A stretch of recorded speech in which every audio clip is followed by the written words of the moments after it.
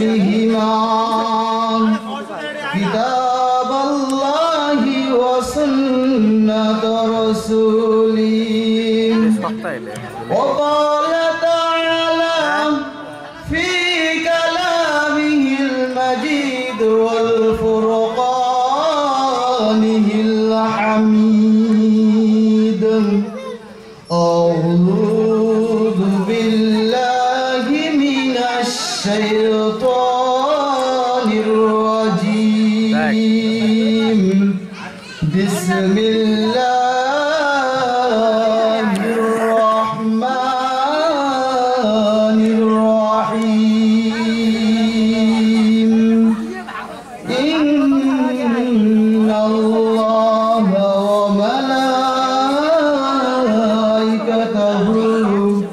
يصلون على النبي يا أيها الذين آمنوا صلوا عليه وسلموا تسليما درد اللهم صل على سيدنا مولانا محمد সবাই বলেন وعلى آل سيدنا مولانا محمد আরব দেশের মক্কা নগরে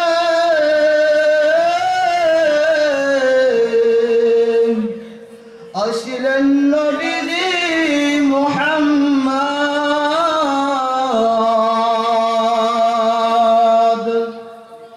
আফসোস করিলেন দয়ার নবীজি গুনাহগার তার উম্মত আল্লাহুম্মা সাল্লি আলা সাইয়্যিদিনা মাওলানা মুহাম্মদ ওয়া আলা আলি সাইয়্যিদিনা মাওলানা মুহাম্মদ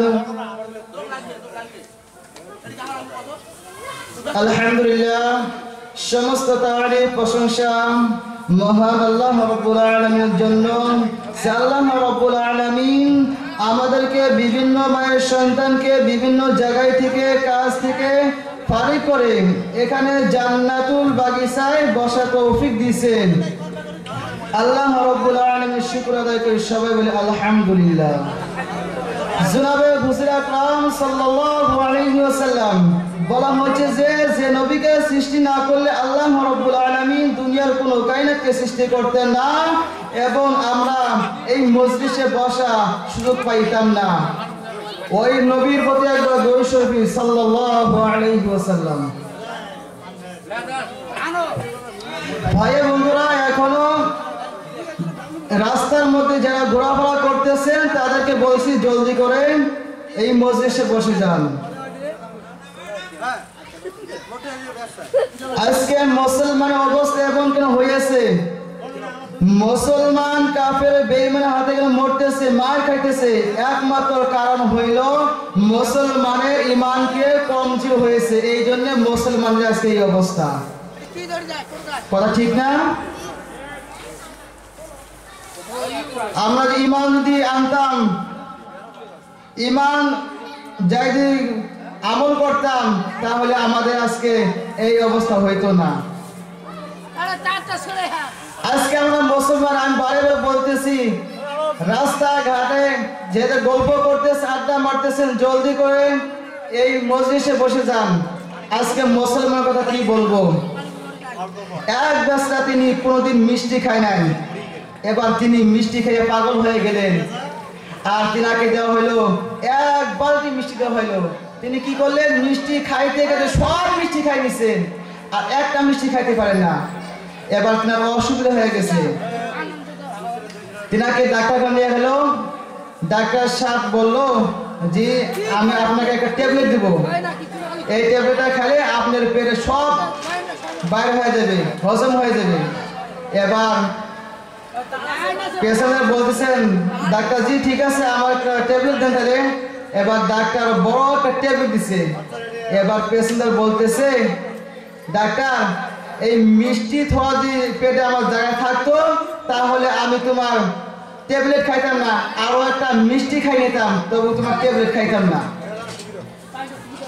বন্ধুগণ আমার ভাবতে ভালো লাগে আজকে মুসলমান গুনাহ করতে করতে অন্তরটাকে কালো বানাইছি, এই জন্য আজকে মুসলমান আজকে অন্তরে একটা নেকি থর জায়গা নাই, তার জন্য আমরা রাস্তা ঘাটে ঘোরাফেরা করতেছি। ঠিক না কথা?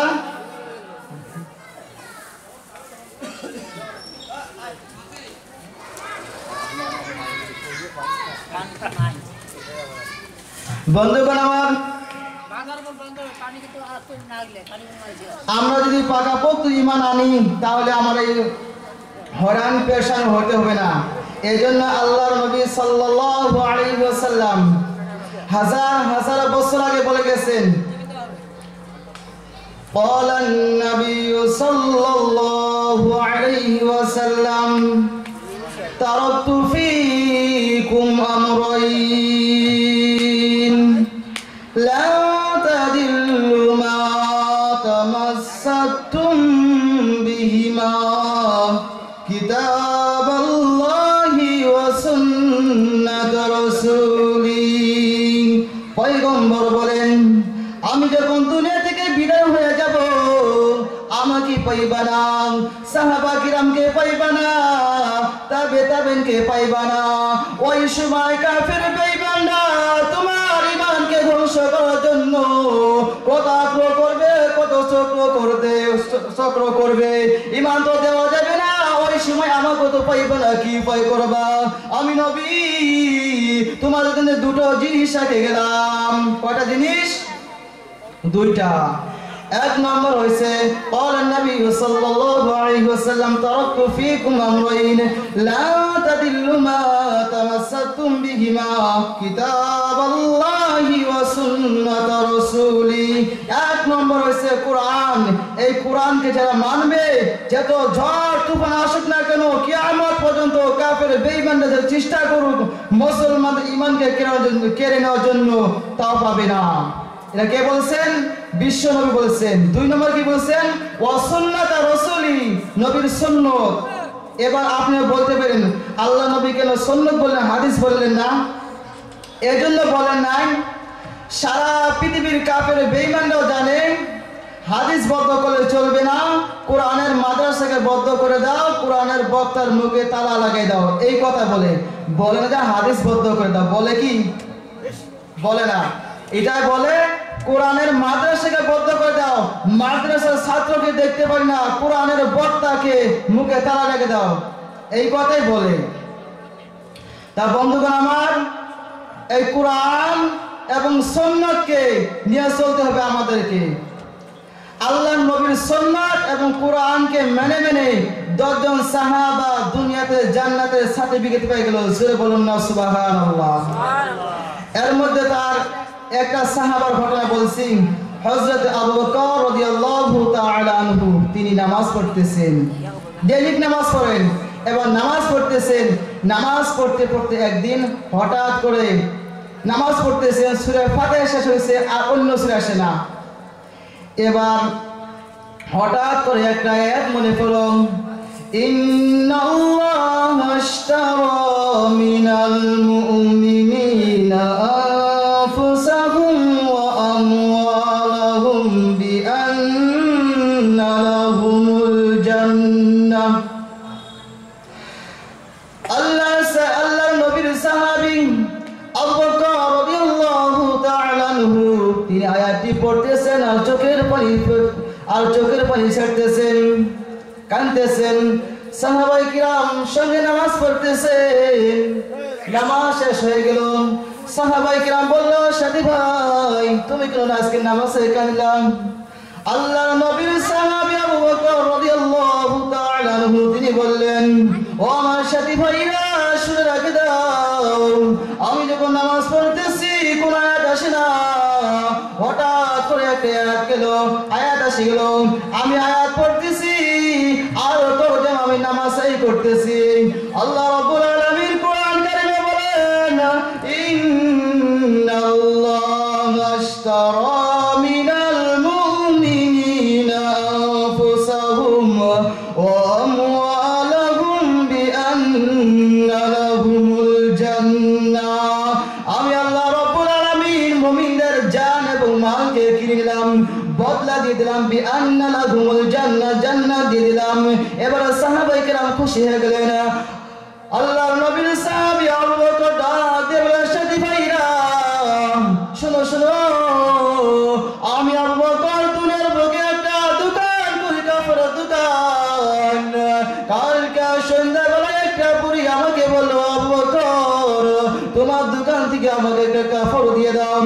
আমি আবু বকর কাপড়টা দিয়ে দিলাম। এবার বুড়ি আমাকে কিছু টাকা দিয়ে গেল, আমি টাকাটাকে রেখে দিলাম।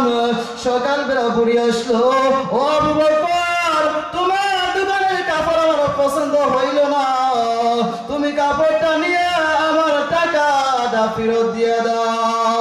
আল্লাহ না করুক ও সাথী ভাই, আল্লাহ না করুক কালকে আমাদের ময়দানে আল্লাহ জিগায় ও আবু বকর তোমার আমল আমার পছন্দ হইল না, তোমার আমলকে আমি তোমাকে ফেরত দিয়ে দিলাম। যে জান্নাতের সার্টিফিকেট দিয়েছি ওই জান্নাতের সার্টিফিকেট আমাকে দিয়ে দাও। আমি আবু বকর কিয়ামতের ময়দানে কি করব? এই জন্য আমি নামাজে কাঁদতেছি আল্লাহর কুদরত দেখে। বন্ধুগণ আমার, এখনো যারা বাইরে ঘোরাফেরা করতেছেন জলদি করে প্যান্ডেলের মধ্যে আসি যান। আজকে আমরা মুসলমান, আল্লাহকে একবার মানি এবং একবার মানি না। মনে মনে বলি আল্লাহ রাব্বুল আলামিন 5 ওয়াক্ত নামাজ পড়তে বলছেন, যে 5 ওয়াক্ত নামাজ পড়ি, আমার বাড়িতে বিবি আছে, ছেলে আছে, মেয়ে আছে, তিনারা খাবে কি? এইটা আমাদের মনে ধারণা। তো আল্লাহ রাব্বুল আলামিন বলছেন যে 5 ওয়াক্ত নামাজ পড়ো, আমি রিজিকের অভাবকে দূর করে দিব। বলেন আল্লাহ রাব্বুল এটা বলেছে তোমরা 5 ওয়াক্ত নামাজ পড়ো, তোমার রিজিকের অভাবকে দূর করে দিব। আজকে আমরা মুসলমান 5 ওয়াক্ত বলি যে 5 ওয়াক্ত নামাজ পড়ি, কামাই করবো কোন সোম, খাবো কোন সোম, ছেলে ফেলে কে কাবো কিনে দিবে, এটা ভাবি, নামাজ পড়ি না। আল্লাহ রাব্বুল আলামিন কোরআন কারীমে বলেন ইয়া আইয়ুহান নাসু আনতুমুল ফুকারাউ ইলাল্লাহ ওয়াল্লাহু হুয়াল গনিয়ুল হামিদ। বন্ধুগণ আমার, রিজিকের মালিক কে? জোরে বলুন কে? সম্মান দেওয়ার মালিক কে? ইজ্জত দেওয়ার মালিক কে? রিজিক দেওয়ার মালিক কে? আল্লাহকে সব কিছু। তাহলে আল্লাহকে একবার বিশ্বাস করে নাকি আল্লাহ দেয় না দেয়, এটা কই কে? বন্ধুগণ আমার, আল্লাহর নবীজি বয়ান করলেন, এক সাহাবা বয়ানটাকে ভালোভাবে শুনলেন, শোনার পর তিনার বাড়িতে আবার খাবার নাই। আল্লাহ নবী বলছেন ও সাহাবায়ে কিরাম তোমরা নামাজ পড়ো, 5 ওয়াক্ত নামাজ পড়ো, আল্লাহ রাব্বুল আলামিন রিজিকের অভাবকে দূর করে দিবে। এবার সাহাবায়ে কিরাম কথা শুনে বাড়িতে বিবিকে বলছে, বিবি আল্লাহ নবী এই কথা বলছে, নামাজ পড়লে নাকি খাবার অভাবকে দূর করে দিবে। এবার আল্লাহর নবীর সাহাবী তিনি বাড়িতে বিবিকে বললেন, বিবি তুমি উযু করো, আমি উযু করি, উযু করে কি করি? নামাজ পড়ি। আল্লাহর নবীর সাহাবী তিনি মসজিদে নামাজ পড়তেছেন আর বিবি বাড়িতে পড়তেছেন। নামাজ শেষ করে দোয়া করে আসি, বিবিকে বলছে, বিবি কোনো খাবার হয়েছে কি? কয় যে খাবার হয় নাই। এবার সাহাবা বলতেছে, আমার নামাজে কোনো ভুল হয়েছে, উযুতে ভুল হয়েছে। আল্লাহর নবীর কথা মিথ্যা হতে পারে না। এবার আরো একবার উযু করে আবার নামাজ পড়লেন। নামাজ পড়ার পর এবার বিবিকে বললেন, বিবি খাবার হয়েছে? বিবি বলে খাবার হয় নাই। এবার আল্লাহর নবীর সাহাবী তিনি বললেন, আল্লাহর নবীর কথা তো মিথ্যা হতে পারে না। এবার আরো ভালো করে উযু করে মসজিদে নামাজ পড়লেন। নামাজ শেষ করে বিবিকে বলতেছে, বিবি রে এবার কি খাবার হয়েছে? বিবি বলতেছে, হ্যাঁ এবারে খাবার হয়েছে, দেখো আমি রুটি বানাইছি, আর যেহেতু আমার বাড়িতে বাসন আছে বাসনগুলোকে সব কিছু লোড করেছি। ও গো স্বামী দেখো দেখো আটা বার হইতেছে কোন জায়গা থেকে বানি। এবার তার স্বামী দেখতেছে ঘরের মাটিয়া থেকে আটা বার হইতেছে। এবার তার স্বামী বলতেছে, আটা কোন জায়গা থেকে বার হয়? এবার সাহাবা কি করলেন, ওই আটা চাকরিটাকে তুললেন, তোলার পর চাকরি বন্ধ হয়ে গেল। এবার আজব ঘটনা, চাকরি তুললাম আটার বাইরে হয় না, কি করি? এবার এই কথাটাকে আল্লাহর নবীকে জানানো হলো। আল্লাহর নবী বলছেন, ও সাহাবা তুমি এই চাকরি যদি না বলাইতে কিয়ামত আটা বার হয়ে থাকতো, আর কিয়ামত পর্যন্ত সারা উম্মত এই আটা খেয়ে থাকতো। জোরে বলুন না সুবহানাল্লাহ। বন্ধুগণ আমার, আজকে আমরা মুসলমান মা বাবাকে দেখতে পারি না, বিবাহ করে মা বাবাকে সাথ দিয়ে দেই, বুড়া বুড়ি মরুক ওখানে দেই না। আল্লাহ রাব্বুল আলামিন বলেন, وَقَضَى رَبُّكَ أَلَّا تَعْبُدُوا إِلَّا إِيَّاهُ وَبِالْوَالِدَيْنِ إِحْسَانًا। এক নম্বরে আল্লাহর ইবাদত ছাড়া কারো ইবাদত করা যাবে না। দুই নম্বরে ওয়াবিলওয়ালিদাইনি ইহসানা, তারপর বাবা মার কথা বলেছে, তোমার বাবা মার খেজমত করো, এমন ভাবে খেজমত করবেন যাতে করে তোমার বাবা মা ও শব্দ করতে না পারে। আজকে আমরা মুসলমান বাবা মাকে কিভাবে কথা বলতে হয় তাও এখনো শিখি নাই। বিবাহ করার পর বাবা মার উদ্দেশ্য নেই না, এ ভাই